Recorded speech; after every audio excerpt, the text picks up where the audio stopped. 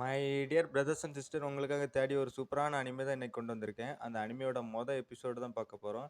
இந்த அனிமையில பார்த்தீங்கன்னா, நம்ம ஹீரோவோட அப்பா வந்து பெரிய டிடெக்டிவா இருப்பாங்கங்க. நம்ம ஹீரோவும் பார்த்தீங்கன்னா, அவங்க அப்பாவ பத்தி பெரிய டிடெக்டிவ் அப்படின்னு சொல்லிட்டு ஸ்டார்ட்டிங் சீன்ல சொல்லிக்கிட்டு இருப்பான்.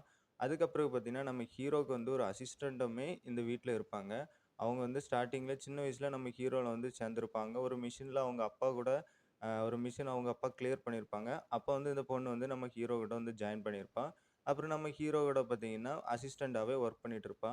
இப்ப நம்ம ஹீரோ வந்து பார்த்தீங்கன்னா, "எங்க அப்பா வந்து எங்க போயிருக்காங்க?" அப்படின்னு சொல்லிட்டு இந்த அசிஸ்டன்ட் பொண்ணுட்ட கேட்டா, இந்த அசிஸ்டன்ட் பொண்ணு என்ன சொல்றான்னா, "இப்படி உங்க அப்பா வந்து ஒரு பெரிய மிஷனுக்கு வந்து போயிருக்கிறாரு. ஒரு சின்ன பொண்ணு வந்து பார்த்தீங்கன்னா, 179 பேர வந்து ஃப்ளைட்ல வந்து ஹைஜாக் பண்ணியிருக்கா. அதாவது 15 வயசு பொண்ணு ஒரு 179 பேர பேசஞ்சர வந்து ஏத்திட்டு போயிட்டு இருக்க அந்த ஏர்லைன வந்து லாக் பண்ணியிருக்கா. அவ வந்து பெரிய ரொம்ப ஹேக் பண்ணியிருக்கிறா அப்படின்னு வந்து சொல்லிட்டு இருக்கிறாங்க. அவள வந்து தடுக்கிறதுக்கு தான் உங்க அப்பா வந்து போயிருக்கிறாரு. அவருக்கு ஒரு மிஷன் வந்திருக்கு. அப்ப எனக்கு என்னதான் மிஷன் இருக்கு அப்படின்னு சொல்லிட்டு நம்ம ஹீரோ வந்து கேட்டுட்டு இருக்கும்போது, உங்களுக்கு ஒரு கொலை கேஸ் இருக்கு. அத வந்து நீங்க கிளியர் பண்ணி ஆகணும். அப்படின்னு சொல்லிட்டு நம்ம ஹீரோட்ட வந்து இந்த அசிஸ்டன்ட் பொண்ணு வந்து சொல்லிட்டு இருக்கா.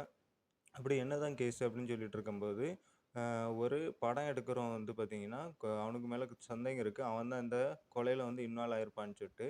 அதனால இவன வந்து முதல்ல நம்ம வந்து இவன் வந்து எப்படின்னு சொல்லிட்டு இவன கவனிக்கணும் அப்படின்னு சொல்லிட்டு, இவன வந்து பின்தொடர்ந்து போறதுக்காண்டி முதல்ல ஹீரோவும், அசிஸ்டன்ட்டும் பார்த்தீங்கன்னா, அ இவன் வந்து பெரிய கப்பலுக்கு வந்திருக்காங்க. அப்படியே ஒரு சீன வந்து காட்டுறாங்க. பெரிய டைட்டானிக் கப்பல் வந்து போற மாரி காட்டுறாங்க. நம்ம ஹீரோ வந்து வெளிய இருந்து பார்த்துட்டு இருக்கான். நம்ம இந்த படத்தோட இந்த வில்லனா கருதப்படுற இவன வந்து சந்தேகப்பட்டு பின்னாடி தொடர்ந்து வருவாங்க நம்ம ஹீரோ. அப்போ கப்பல்ல இவன் இருப்பான். நம்ம ஹீரோவும், அசிஸ்டன்ட்டும் வெளிய இருந்து பைனாக்கிள் இருக்கும் பார்த்தீங்களா கண்ணாடி, அத வச்சு பார்த்துக்கிட்டு இருப்பாங்க. இவன் எதுக்கு இங்க வந்திருக்கான் அப்படின்னு வந்து பார்த்துட்டு இருக்கும்போது பார்த்தீங்கன்னா, ஒரு பொண்ண வந்து டெஸ்ட் பண்றதுக்கு வந்திருக்கான். அதாவது இவன் வந்து படத்துக்கு வந்து ஒரு பொண்ண தேடிட்டு இருக்கிறான். அதுக்கு ஒரு ஆக்டர் வந்து இந்த ஷிப்ல வந்து மீட் பண்ணதுக்கு வந்து வந்திருக்கிறான். அதனால இவன் வந்து அப்படியே வந்து ஷிப்புக்குள்ள போய்க்கிட்டு இருக்கான். ஷிப்புக்குள்ள போய்க்கிட்டு இருக்கும்போது, இந்த பேக்லாம் வந்து தூக்கிட்டு போவாங்க பார்த்தீங்களா, அவங்க வந்து "உங்க பேக்க நான் தூக்கிடட்டா?" அப்படின்னு சொல்லிட்டு இந்த கொலைகாரன சந்தேகப்படுறாங்கல்ல, அவன் வந்து பார்த்தீங்கன்னா, அவன வந்து நம்ம விக்டர்ன்னு வச்சுக்கிடலாம். சரியா? அவன் வந்து கொலைகாரன்னு நம்ம வந்து பேசண்டாம். அவன் வந்து ஒரு விக்டர். சரியா? அவன் விக்டர்ன்னு வச்சுக்கலாம். அவன் வந்து அப்படியே வந்து உள்ள போறான். "எனக்கு இந்த பேக்லாம் வந்து நானே தூக்கிக்கிறேன்" அப்படின்னு சொல்லிட்டு அவனும் சொல்லிடுறான். நம்ம ஹீரோவும் பார்த்தீங்கன்னா, பின்தொடர்ந்துகிட்டே வரான். அப்படியே பார்த்தீங்கன்னா, பின்தொடர்ந்துட்டு வரும்போது, நம்ம ஹீரோ அவனுக்குன்னே ஒரு ரூம வந்து செட் பண்ணி வச்சுர்றான். ரூம வந்து செட் பண்ட்டு, இங்க வந்து நம்ம ஃபர்ஸ்ட்டு எந்த முடிவு எடுத்தாலும் பொறுமையா தான் எடுக்கணும். அப்படின்னு சொல்லிட்டு நம்ம ஹீரோ வந்து பொறுமையா வந்து ஒரு ஒரு இன்வெஸ்டிகேஷனும் பண்ணணும். அப்படின்னு சொல்லிட்டு நம்ம ஹீரோ வந்து நெனச்சிட்டு இருக்கிறான். அப்படியே நம்ம அசிஸ்டன்ட்டும், ஹீரோவும் பார்த்தீங்கன்னா, அந்த ஷிப்புக்குள்ளேயே அப்படியே நடந்து வந்துட்டு இருக்கிறாங்க. ஷிப்புக்குள்ளேயே நடந்து வந்துகிட்டு இருக்கும்போது, இங்க வந்து ஏதோ ஒரு நோட்டீஸ்ட்ட வந்து பார்க்குறான் அந்த அசிஸ்டன்ட். என்ன நோட்டீஸ்ன்னு பார்த்தா, இங்க வந்து பெரிய சர்க்கஸ்லாம் நடக்குது அப்படின்னு சொல்லிட்டு போட்டிருக்கு. அ எனக்கு வந்து ரொம்பவே சர்க்கஸ்னா ரொம்ப பிடிக்கும் அப்படின்னு சொல்லிட்டு நம்ம ஹீரோவும் வந்து சொல்றான். நம்ம ஹீரோவும் பார்த்தீங்கன்னா, அந்த சர்க்கஸ்ல போய் பார்க்குறான். ஆனா உண்மையிலேயே பார்த்தீங்கன்னா, நம்ம ஹீரோ வந்து அந்த சர்க்கஸ பார்த்தோனே ரொம்பவே பயப்படுறான். நீங்க பயப்படலாம் வேண்டாம் அப்படின்னு சொல்லிட்டு நம்ம அசிஸ்டன்ட் பொண்ணு வந்து சொல்லிட்டு இருக்கும்போது, நான் பயப்படலையே அப்படின்னு வந்து நம்ம ஹீரோ வந்து சொல்லிக்கிட்டு இருப்பான். அப்படியே பார்த்தீங்கன்னா, இவனோட கசின் நம்ம ஹீரோவோட கசின் வந்து வந்திருப்பான். அவன் வந்து ஒரு போலீஸ்காரன். அவன் வந்து பார்த்தீங்கன்னா, இந்த ஷிப்ல வந்திருப்பான். "நீனும் இங்க என்ன செய்ற?" அப்படின்னு வந்து சொல்லிட்டு இருக்கும்போது, "நீங்க இன்வெஸ்டிகேஷன் பண்ணதுல என்ன இன்வால்வ் பண்ணாதீங்க" அப்படின்னு சொல்லிட்டு அவனும் பார்த்தீங்கன்னா, அந்த இடத்துலருந்து போயிருவான். நம்ம ஹீரோ பார்த்தீங்கன்னா, எப்பவும் போல இன்வெஸ்டிகேஷன் பண்ணிட்டு இருக்கும்போது, அப்படியே ரெஸ்ட் ரூம் வந்துருவான். ரெஸ்ட் ரூம் வரும்போது பார்த்தீங்கன்னா, ரெஸ்ட் ரூம் மேல பார்த்தீங்கன்னா, உடைச்சுக்கிட்டு ஒரு பொண்ணு கீழ விழுந்துருவாங்க. பொண்ணு கீழ விழுந்துட்டு நம்ம ஹீரோ வந்து பார்த்தீங்கன்னா, அந்த பொண்ணு கீழ விழறதுக்கு முன்னாடி புலம்பிக்கிட்டு இருப்பான். இப்படி வந்து எந்த குற்றவாளியும் தப்பிக்க விடக்கூடாது. எந்த நம்ம விட்னஸும் வந்து விடக்கூடாது. எல்லாத்தையும் கண்டுபிடிக்கணும். குற்றவாளிய கண்டுபிடிக்கணும் அப்படின்னு சொல்லிட்டு பேசிட்டு இருக்கும்போது, அந்த பொண்ணு அது கீழ விழுந்திருப்பா. அந்த பொண்ணுமே அத கேட்டிருப்பா. அந்த பொண்ணு வந்து பார்த்தீங்கன்னா, "நீ யாருன்னு?" பார்த்துட்டு இருக்கும்போது, இந்த பொண்ணு தான் பார்த்தீங்கன்னா, அந்த விக்டர் இருக்கான் பார்த்தீங்களா? அந்த கொலையாளின்னு சொல்லிட்டு சந்தேகப்பட்டிருந்தான்ல ஹீரோ, அவன் வந்து ஒரு பொண்ண தேடி வந்திருப்பான். ஒரு ஆக்ட்ரஸ் ஒரு படத்துக்காண்டி தேடி வந்திருப்பான். அந்த பொண்ணு தான் இவ.